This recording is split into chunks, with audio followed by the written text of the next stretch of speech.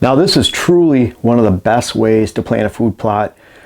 And I'm gonna even go as far as to say it doesn't matter even if you have 12, 15 acres of food plots. This is an outstanding way for just about anyone to plant a food plot. And if you look up on YouTube, you can look up Ultimate No-Till food plots and all my content will come up. You can also hashtag on Instagram. I've gone over these steps there too. But number 6 down here, I have why you want to plant this way. Let's start with there.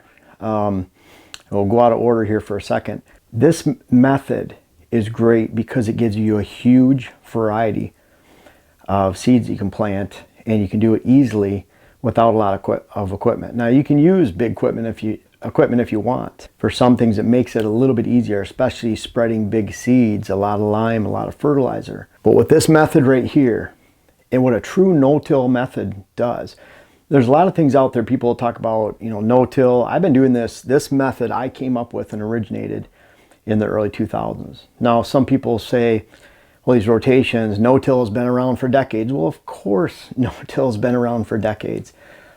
But the term no-till is used extremely loosely all over the place. It's bastardized. I mean, it's really not a good, not using a good term as far as there's no really defined use of actually what no-till is. And I'll give you an example. There's a lot of single pass type implements where you pull a disc, it has a drop box seeder, and then it has a cultipacker, and in theory this is supposed to, and people call that no-till. Well, no-till means you're not working the ground at all.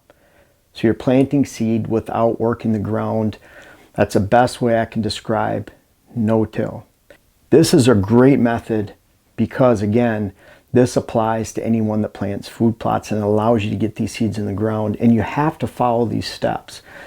I originated this because I'm using buckwheat as a smother crop. There's no other crop that you can use that you can actually blend with this type of no-till method, and you can use it to crush seed and crush on top of the seed.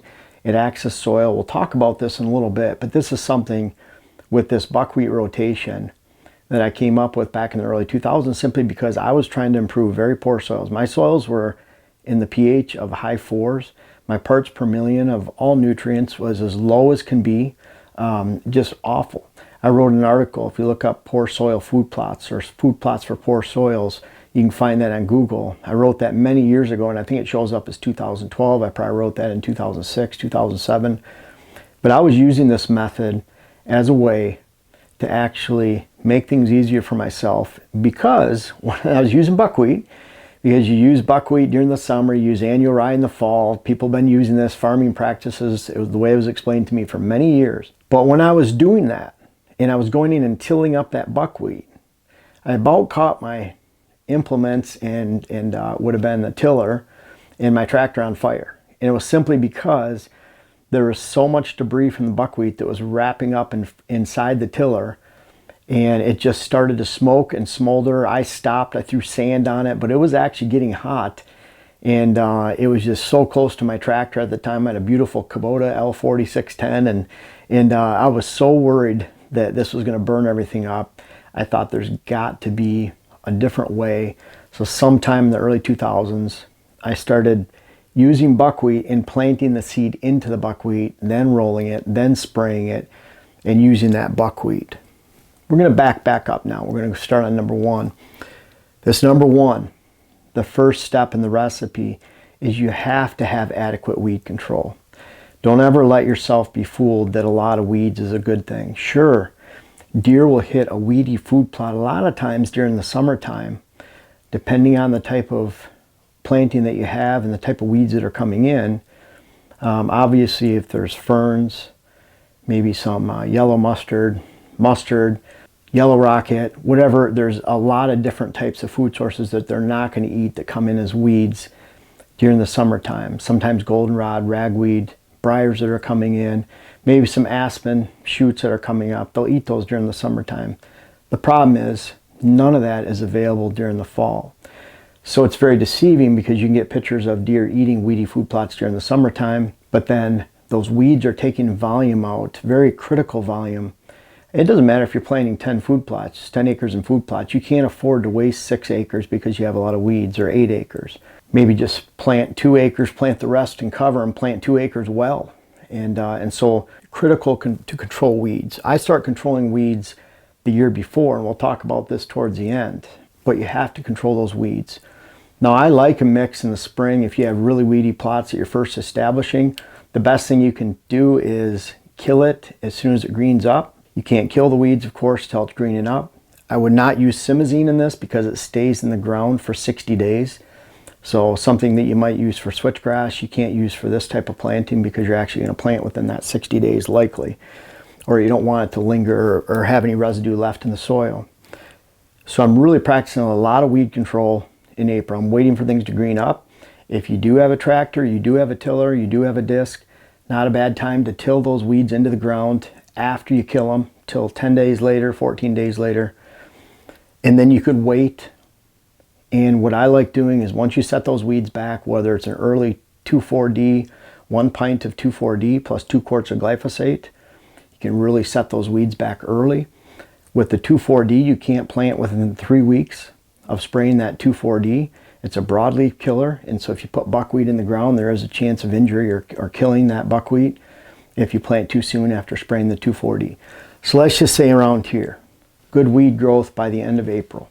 If I'm planting on previously planted food plots and I have weeds showing, let's say I didn't take care of them well last year. And the good thing about this is your most weed control that you're going to take care of is in that first year of your planting. Because once you've been taking control of the weeds, once you're planting winter rye during the fall, you're planting buckwheat all summer, you're going to really smother and limit the amount of weeds you have in your soil, and so you can actually use less chemicals as you go through in the future. And for those of you who don't like chemicals, you can leave now.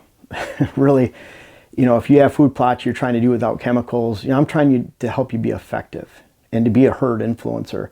You have a bunch of weedy plots going into the fall. If you're constantly tilling, using big equipment to till and disc over and over and over again, you're drying out the soil. You're hurting the soil. You're hurting that top layer of topsoil and the top layer of the soil that you're planting into.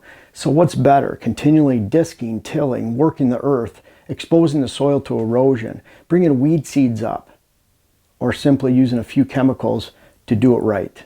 You could argue that using that big equipment, using the fuel, spending tens of thousands on earth ripping equipment is way more costly to the environment, to your food plots, to your food plot health, to your soil health than using a few chemicals. Don't be sheeple, people. Don't believe what you hear about the glyphosate online, that kind of thing. I live in an ag area where all my farmer friends are using glyphosate around here, and they're using chemicals for all the food that we eat, and they've been doing it for decades, and I don't think that's a bad thing, and neither do the farmers around here either. So I'd rather side in with them, good country folk that have been doing this for a living and for their profession for a long time. So a lot of times I'm using initially, let's say I'm not going to work the soil, which I don't, then when those weeds are 8 to 10 inches high and they're growing aggressively, sometime the end of April, early May, mid-April, depending on the spring, then I'm going to hit that with 2 quarts per acre of glyphosate and 1 pint per acre of 2,4-D. Then, when it gets into early June, I'm timing my buckwheat planting, which is number 2. I'm planning to plant my buckwheat so that it's approximately 7 weeks before I'm going to put in my fall crop or my late summer crop. So I'm looking at right around August 1st. That means my buckwheat should be going in the ground the first week of June. Now, I'm in southwest Wisconsin. That timing is really good for even up into northern Wisconsin, northern Minnesota, northern Michigan, upstate New York, over into maybe northern Pennsylvania, New Hampshire, Vermont. But if you live more Iowa, southern Illinois, southern Indiana, southern Ohio, maybe southern portions of Pennsylvania, West Virginia, Kentucky, then you're going to want to target more your late summer planting, middle of August, third week of August, which means you're putting in your buckwheat more mid-June. I hope that makes sense. So you're putting it could be the 15th, the 20th of June. There's not an exact specific date. I really like to look at moisture being my guide. But bottom line is you're getting that first really good kill in. When I plant my buckwheat around here, that's going to be early June. Let's say it's the 7th, the 5th. It depends on what's going on. I happen to know that I believe the 5th of June this year is a Friday. I'm going to be home that weekend. We're actually closing on our land in Minnesota that week. I have that weekend to plant buckwheat, and so I'm pretty sure that's the weekend I will be planting buckwheat, somewhere around there.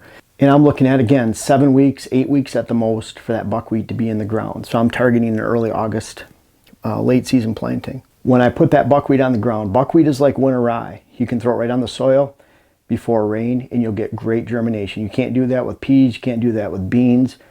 You can't do that as well with oats, but wheat, rye, clover, brassica, been doing that for years, many, many years, probably 20 years, that you can plant that way. Just throw it on the ground, it'll grow.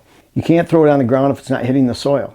So no, folks out there, this doesn't work if you throw it in your yard. I had someone try that in their yard, said it didn't work in their lawn, and well, there's lawn there. So the seed has to be on the soil, has to be able to take root into the soil. A lot of times on especially old food plots, when you're getting that spraying initially with 2,4-D and glyphosate, there's a lot of open soil.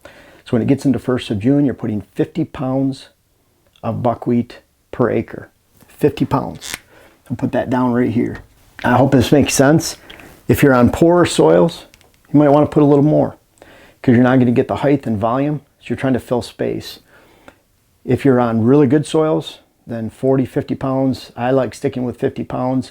I actually bought, I think it's 600 pounds I have in the garage right now for 12 acres of food plots that I'm going to plant this year. So really important, it's okay to go a little bit extra, you're just wasting seed. But you don't want to go lighter because you want the buckwheat to shade out the ground and you want it to be a smother crop for weeds down below. What I found throughout the decades of using this method is that the areas that have the strongest growth of buckwheat will yield, and meaning the strongest growth of buckwheat, there's not a lot of weeds, will yield your best food plot acres in the fall. I'm going to repeat that. Where you have the best and most consistent buckwheat growth, then you're going to have the best food plots when it gets into the fall. Again, I've been doing this for years, so you really need to pay attention to that. You can't have weeds mixed in. You want the buckwheat to smother out the weeds, and that's why I like throwing the seed on the soil. Now, if I have a late crop of rye, and that rye, now if you're in Kentucky right now and that rye is 5 feet high, then you're going to need to eliminate that rye to actually plant, get your seed on the soil. Now, it's possible you can get the buckwheat into the standing rye, you kill it, and then you crush it with a cultipacker, you mow over it, and that'll act as good mulch for that buckwheat. The problem is when you mow, and when you even get into the end, I'll mention this real quick, when we crush the buckwheat at the end, you do not want to mow it. Trust me, I've done that. You mow it. Now, if you mowed it with a finishing mower, so you put a fine layer, and consistent layer, an even layer across the seed, then that might work. The problem is when you mow it, brush hogs, most mowing is going to leave clumps in areas where there's a lot of thatch and where there's no thatch at all. The no thatch at all areas, again, you have to have this buckwheat laying over the seed like a 1/4 inch of soil. So if you have areas that are exposed when you mow, then those beans and peas or larger seeds like that aren't going to take root and grow. They're not going to germinate and be viable. They might germinate, but they're not going to be viable. They're not going to grow into a plant. And then you'll have areas that are so thick that it'll keep new growth from coming because it doesn't hit the sun. Even some of the bigger seed growth that throw up a big leader, like a bean or a pea, there's not enough. So crushing it is perfect. You don't want to mow in most cases like this, and that even applies to when you're establishing the buckwheat in the spring if you have rye. So you either have to get rid of it early, which is my choice. I kill that rye when it's 8 to 10 inches tall. If there's rye and it works out with the timing of the buckwheat where it's only 10, 15 inches high, 18 inches, 20 inches at the most, and I can put that buckwheat on the soil, there's a lot of soil exposed, that's not a bad way to do it, because then you can put the buckwheat down, you can roll, try to crush that rye. Very difficult to do without an expensive crimper and big tractor pulling that crimper, thousands of dollars of a crimper and tens of thousands in a tractor. So crushing it down, and that's why you don't want that rye to be 10, 15 inches or more, because if you put the buckwheat in and you kill the rye, then you're going to have enough sunlight hit that buckwheat, as opposed to that rye being 3, 4 feet tall and laying down over it and trapping that sunlight, not allowing the plant to grow. So you're getting the buckwheat in the ground early June, 50 pounds per acre. A lot of times you can just throw it right on top of the soil. That's where I have some great growth. I've been doing it even on light sandy soils in the UP for many years. It works. then you're just waiting. If you want to lime, I love liming in the spring. Now really the time to lime is any time. That's what it used to say on the bags that I used to spread, those 65 tons of 50-pound bags. I read it over and over again. But I like putting lime in early. You have 2 months up until that time, really April and May, before you plant the buckwheat. But once the buckwheat's growing, you don't want to go in there and smash it. Buckwheat smashes easily and rolls over, it compacts, it crushes, and that's what makes the buckwheat such a great crop. It's the only crop that we've tried lots of other crops. Radishes, tried sun hemp. They don't work. They're not stalky enough. They don't have enough leaf growth, so they can't be a smother crop. Buckwheat really is the only, and if you're using grains like oats, wheat, and rye, you have to use a really expensive crimper. And because you're not going to be able to crush it and roll it over with a simple cul-de-packer, ATV tires, tractor tires, it just bounces right back up and it continues to grow. So the next step, again, you're targeting a 7 to 8 week window that buckwheat is going to be growing. Not less than 6 to 7, more like 7 to 8 is that perfect time. So 7 weeks, if you can target 7 weeks of growth before seeding and fertilizing. Now when you seed and fertilizer, the best way to do this is with a hand spreader or a front mounted ATV spreader, but you're spreading into the standing buckwheat.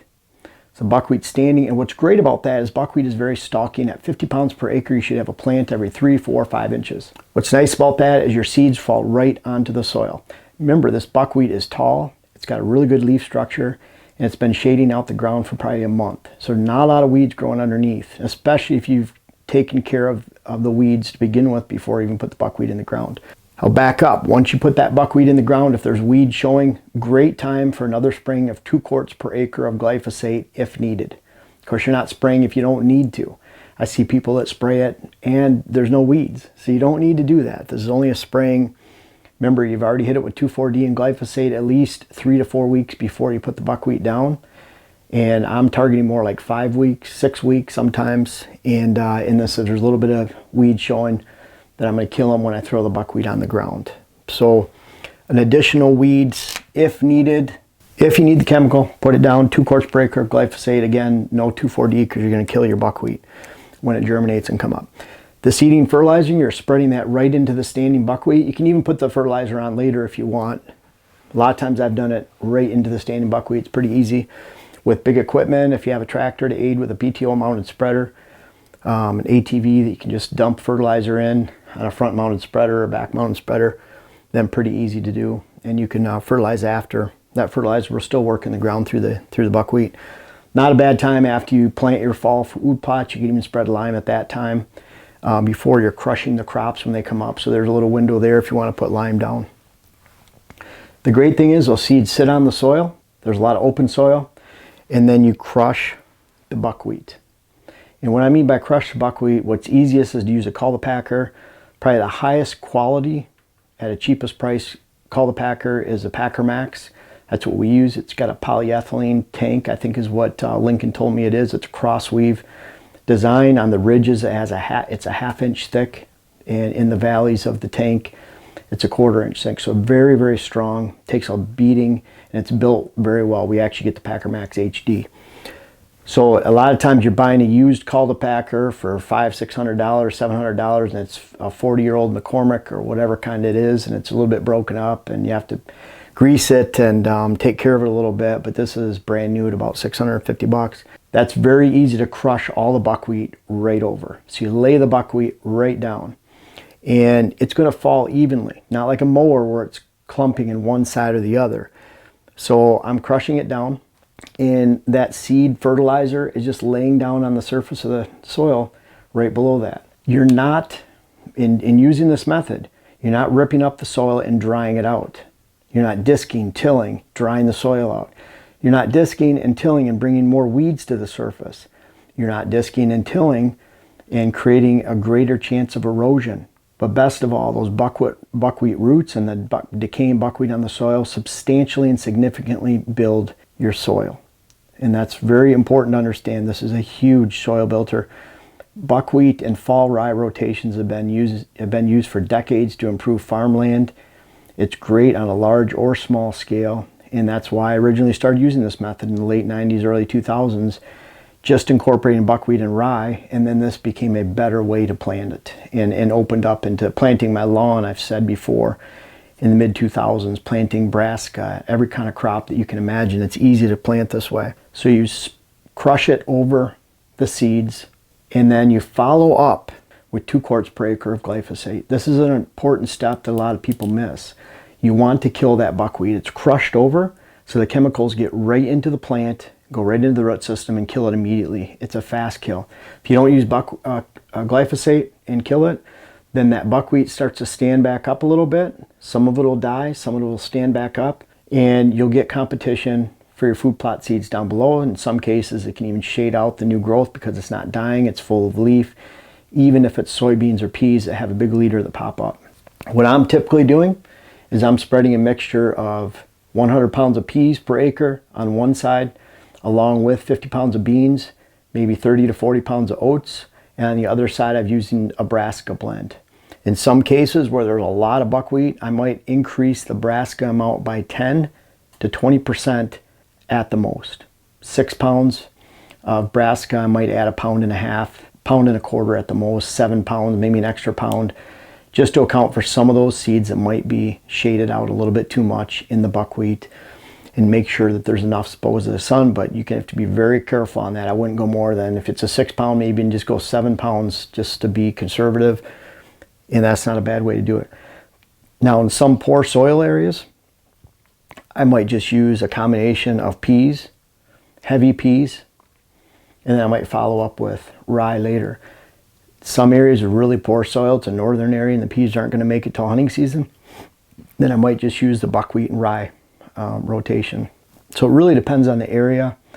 There's some areas southern where I might use a heavier amount of beans, less peas, and no oats. So, and that's in some of those big farmland ag areas. Everyone wonders what they should plant for food plots. In order to answer that question, anybody who's competent and has experience isn't going to answer that question, for one, unless they know your neighbors are doing, what your local deer herd numbers are, the percentage of ag fields versus non-ag in the area. Are you in a big open woods area, wilderness area? You know, your deer populations play a huge part. What are your planting methods? How are you planting in the first place? There's so many questions that you need to figure out that someone can't just throw that seed. And if they are, they're trying to sell you some snake oil most of the time, or hit me up in the messenger on the back. They'll send you, hey, hit me up in messenger. I got a discount code for you right there.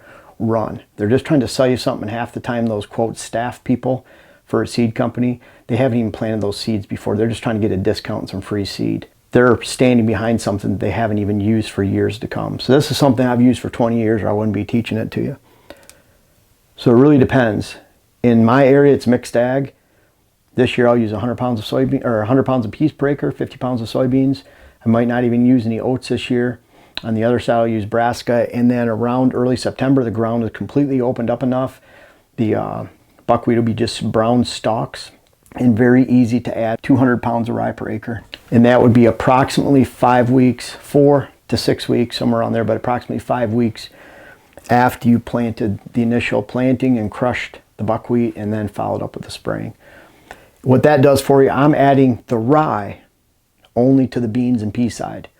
If the brassica crop failed because of drought or over browsing, then I'll add that 200 pounds of rye per acre at that time. Around here, that's going to be around Labor Day, early September. That's going to be the timing for that. The cool thing about the rye is it's a fail-safe. That's a way of making sure that your food plots are viable, even in the worst disaster, the worst growing season in August because there's no rain. You can still plant rye, 200 pounds per acre, and enjoy the season. If the timing of the rye, you don't get that at 5 weeks and you're gone, whatever the case, if you're planting around here, it'd be closer to October.